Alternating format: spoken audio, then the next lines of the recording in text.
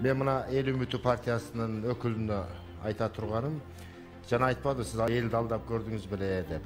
Силер иним азыртан эле элди алдап атасыңар. Азыр айттыңыз, биздин катарыбызда бир да мурдагы депутаттардын баласы жок деп. Могу Сабиров Шерзат Давранович деген жигит, Даврон Сабиров мурдагы 3 жолку депутаттын баласы. Шаарды газды башкарып турган, иш козголуп, Өзбекстанга качып кетип, анан мына шайлоонун алдында келе калып, ушу баласын сиздерге кошуп кетип жатат. Ушуну мен айтарым, силер баштабай жатып эле элди алдабагыла.